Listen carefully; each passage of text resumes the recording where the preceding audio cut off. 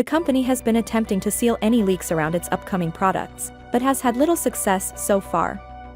Samsung is preparing to introduce the Galaxy Z Fold 5 and Flip 5 at its Galaxy Unpacked event on July 26. Samsung is raising the price of the Galaxy Z Fold 5, despite the fact that key upgrades, including as the broader cover display and a better crease, remain unaltered. The prices leaked are from France, where the business sells its equipment online. The only way to get a hold of a Galaxy S9 is to buy one. This is the true picture of the Galaxy Z Fold 5, which appears exactly the same as the default 4. However, it will feel different if you use your hands. Now, it's not me, but Anthony here, but scrolling across the crease feels significantly nicer and less bumpy than in prior generations. It seems that this minor effect is done by a new hinge and nothing special, since it looks the same but feels different.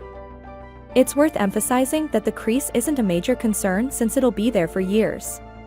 Samsung seems to have prioritized small improvements such as making the device look narrower when closed and inventing a zero-gap hinge. Other updates will concentrate on internal improvements, including as the transition to a quicker and more efficient Snapdragon 8 Gen 2 for Galaxy CPU and speedy USS 4.0 storage.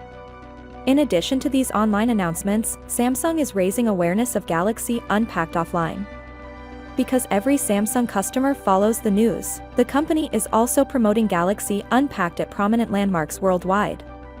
In these images, Samsung's upcoming foldable seems to be identical to the Fold 4, but a closer look reveals significantly altered rear cameras with a larger lens protrusion and the LED flash resting independently. Another image shows the Fold 5's inner folding display, but owing of its low quality, it's difficult to see if the crease is visible.